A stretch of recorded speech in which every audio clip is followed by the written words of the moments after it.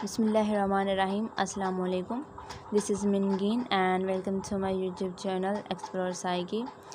I'm gonna start a lecture series on the subject psychology, and this lecture will also be helpful for the preparation of CSS psychology subjects. हम इसमें कुछ psychological concepts की, कुछ psychological theories की भी बात करेंगे जो कि हमारी रेगुलर लाइफ में भी इम्प्लीमेंट होती हैं. But as we all know that जब भी किसी टॉपिक पे बात करते हैं तो सबसे पहले यही देखा जाता है कि ये चीज़ है क्या. तो हम साइकोलॉजी की बात करने लगे हैं तो हमारे लिए भी सबसे पहले ये बात है कि साइकोलॉजी इटसेल्फ क्या है और ये किन चीज़ों पे कंसिस्ट होती है, क्या क्या चीज़ें ये कंटेन करती है. तो सबसे पहले हर चीज़ की डेफिनेशन की ही बात की जाती है. तो डेफिनेशन की अगर बात करें तो सबसे पहले अगर इसकी वर्ड पे फोकस करें तो इसमें जो है दो वर्ड्स का ये कम्बिनेशन है, साइकी एंड लोगोस का. लोगोस तो हम बहुत सारी चीज़ टर्मिनोलॉजी के साथ भी पढ़ चुके होते हैं, जैसे कि सोशियोलॉजी हो गया, ज़ूलॉजी हो गया.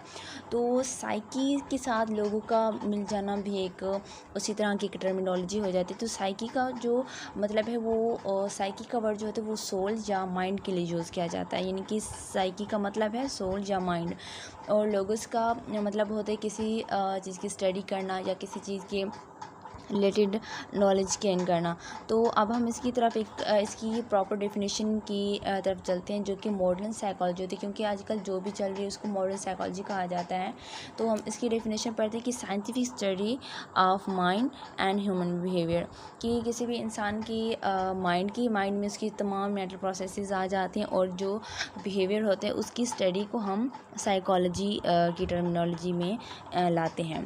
तो इसकी डेफिनेशन या जो साइकोलॉजी इटसेल्फ है वो बताती क्या है कि व्हाट पीपल डू, कि पीपल क्या करते हैं, कि अगर उनको कोई सिचुएशन होती है तो वो क्या करते हैं, व्हाई दे डू इट, कि वो एक स्पेसिफिक जो बिहेवियर शो कर रहे होते हैं वो क्यों कर रहे होते हैं. और फिर कुछ साइंटिफिक थ्योरी या जो हाइपोथेसिस होते हैं उनको बार बार रिचेक किया जा रहा होता है उनको उस वक्त तक कि जब तक उसका एक प्रॉपर उसको कंक्लूजन नहीं दे दिया जाता. तो ये कुछ चीज़ें होती हैं जो कि डिफ़ाइन करती है साइकोलॉजी, इन चीज़ों को यानी कि कवर करती है, जो हमारे लिए इस चीज़ को माइंड में रखना भी ज़रूरी होता है. तो इसके बाद जैसे कि मैंने आप लोगों को बताया कि साइकोलॉजी जो अब हम पढ़ते हैं वो मॉडर्न साइकोलॉजी, हमने डेफिनेशन भी मॉडर्न साइकोलॉजी की पढ़ी है, लेकिन अर्ली साइकोलॉजी में का पहले कॉन्सेप्ट दिया जाता था और मॉडर्न साइकोलॉजी, इनका कॉन्सेप्ट जो है साइकोलॉजी को इन दो डिफरेंट चीज़ों में डिफ्रेंशिएट क्यों किया गया है कि अर्लियर साइकोलॉजी और मॉडर्न साइकोलॉजी ये क्यों इसको डिफ्रेंशिएट किया गया है. तो ये बात जानने के लिए है कि अर्लियर साइकोलॉजी इसलिए कहा जाता था कि पहले जो साइकोलॉजी का कंसेप्ट था वो बायोलॉजी और फ़िलासफ़ी, बायोलॉजी से ज़्यादा तो इसको फ़िलासफ़ी का कंसेप्ट किया जाता था. सब्जेक्टिविटी बहुत ज़्यादा होती थी हर चीज़ की, इसको एक फ़िलासफ़ी ही समझा जाता था. और इसके बाद थोड़ी ग्रूमिंग के बाद ये हुआ कि लोग ये समझते थे कि जो भी उनका बिहेवियर हो रहा है वो उनकी अर्लियर साइकोलॉजी सारी की सारी सोल की बेस पे काम करती थी, यानी कि वो कहते थे कि अगर कोई पर्सन कोई बिहेवियर शो कर रहा है तो वो उसकी जो सोल है उसमें डिस्टर्बेंस की वजह से या उसमें डिस्टॉर्शन की वजह से वो इंसान उस बिहेवियर को कर रहा होता है. ये भी एक कॉन्सेप्ट होता था कि जो लोग ज़्यादा गुनहगार होते हैं, अगर किसी के साथ कोई प्रॉब्लम हो तो वो कहते थे कि ये बहुत ज़्यादा गुनहगार है और इस वजह से इसके साथ ये प्रॉब्लम्स होते हैं. तो जैसे कि अब हमने यहाँ पे scientific study of mind and behaviour हमने पढ़ा है, यानी कि मॉडर्न साइकोलॉजी की ये डेफिनेशन होती है. तो साइंटिफिक हम क्यों कहते हैं इसको कि साइकोलॉजी या कोई भी सब्जेक्ट जब होता है तो वो साइंटिफिक किस बेसिस की बिना पर हो रहा होता है. तो साइंस के कुछ ऐसे फीचर्स हैं जिनकी बेस पे अगर कोई किसी बेस इन फीचर्स की बेस पे किसी सब्जेक्ट को साइंटिफिक या नॉन साइंटिफिक की बेस में डिफ्रेंशिएट किया जाता है. तो वो कौन से बेसिक फीचर्स हैं जिसकी वजह से हमने साइंटिफिक का वर्ड यूज़ किया साइकोलॉजी का. और उसके बाद हम देखेंगे कि क्या साइकोलॉजी इन चीज़ों पे जो है इन चीज़ों को फॉलो कर रही है जिसकी वजह से उसको साइंटिफिक कहा गया है. तो इसका सबसे पहला जो फीचर है वो है कंट्रोल, कि जो भी एक्सपेरिमेंट्स किए जाते हैं इस साइकोलॉजी के रिलेटेड, जो भी एक्सपेरिमेंट्स कर रहे होते हैं साइंटिस्ट, जो साइकोलॉजिस्ट थे वो कर रहे होते थे, वो जो एक्सपेरिमेंट कर रहा होता था वो ऐसे ही वो उसकी इन्फ्लुएंस हो रहा होता था एक्सपेरिमेंटर का, उन एक्सपेरिमेंट पे इन्फ्लुएंस हो रहा होता था। यानी कि जो एक्सपेरिमेंट्स किए जाते थे वो बाइज्ड होते थे, वो उनको अपनी मर्ज़ी से भी चेंज कर सकता था। दूसरा पॉइंट है या दूसरा फीचर है इसका हाइपोथेसिस टेस्टिंग, यानी कि साइकोलॉजी में भी जब टेस्टिंग की जाती थी या एक्सपेरिमेंट्स किए जाते थे तो उसमें भी हाइपोथेसिस टेस्टिंग का प्रोसेस होता था। यानी कि हाइपोथेसिस प्रॉपर्ली बनाया जाता था और यहाँ पे एक जो भी हाइपोथेसिस बना के फिर उसकी थ्योरीज के, जैसे कि थ्योरीज को और चेक करना, रीचेक करना, ये सारा प्रोसेस भी साइकोलॉजी में होता था।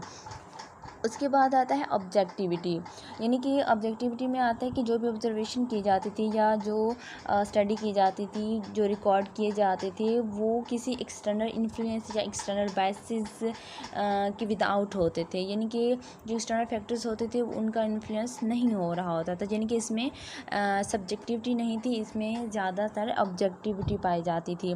तो ये भी इसमें एक फीचर है जिसकी वजह से साइंटिफिक में ये एक फीचर इंक्लूड किया जाता है। उसके बाद आता है फोर्थ प्रिडिक्टेबिलिटी, यानी कि एक और फीचर है किसी सब्जेक्ट का साइंटिफिक होने का कि प्रिडिक्टेबिलिटी उसमें होती है। यानी कि अगर हमने जो स्टडी की है या जिस चीज़ के सब्जेक्ट के या जिस टॉपिक पे हमने नॉलेज को इकट्ठा करने के लिए जो भी स्टडी हमने किया, एक्सपेरिमेंट्स किए हैं, उनका जो कंक्लूजन या रिज़ल्ट है वो इस एबल होना चाहिए कि उसको हम फर्दर फ्यूचर की स्टडीज़ के लिए उसको जो रिज़ल्ट्स हैं फ्यूचर स्टडीज़ के लिए हम उसको प्रिडिक्ट कर सकें, या जो फ्यूचर का किसी चीज़ के लिए बिहेवियर जो हम देखना चाह रहे थे उसको प्रिडिक्ट कर सकें। तो ये एक फीचर बहुत इंपॉर्टेंट था कि प्रिडिक्टेबिलिटी होनी चाहिए। उसके बाद होता है रेप्लिकेबिलिटी होती है किसी चीज़ की एबिलिटी कि उसको रिप्रोड्यूस किया जा सके या उसको कॉपी किया जा सके बाद में। तो जो वो कहते हैं कि जो एक्सपेरिमेंट हम कर रहे होते हैं वो उसका हाइपोथेसिस या उसकी थ्योरी इस तरह बनाई जानी चाहिए कि उसको हम बाद में रिप्लिकेट कर सकें या उसको उसका जो रिज़ल्ट था उसको हम रीचेक उसको किया जा सके फ्यूचर स्टडीज़ के लिए। तो ये जो फीचर्स से CHOPR, जिसको हम चॉपर की फीचर्स के नाम से भी याद कर सकते हैं, तो हमने देखा कि साइकोलॉजी इन फीचर्स को अगर फुलफिल कर रहा है तो इसलिए इसको साइंटिफिक स्टडी की जो कैटेगरी है उसमें लाया गया था। तो इसी वजह से इसको साइंटिफिक स्टडी कहा गया था। और फिर साइकोलॉजी ऐसे साइंस का भी प्रॉब्लम चलता रहा था। तो हम देखते हैं कि सबसे पहले एल्बर्ट ने एक इस आइडिया की वो आर्ग्यू करता था। वो कहता था कि साइकोलॉजी के जो फीचर्स हैं वो एक साइंटिफिक स्टडी या एक साइंस की जो फीचर्स होते हैं वो उस पर पूरा उतरते हैं, तो वो साइकोलॉजी भी एक साइंस है। वो यही कहता था कि ये प्रेडिक्शन भी करती है, हाइपोथेसिस टेस्टिंग का प्रोसेस भी इसमें होता है, कंट्रोल भी इसके ऑब्जर्वेशन होते हैं उनको किया जाता है।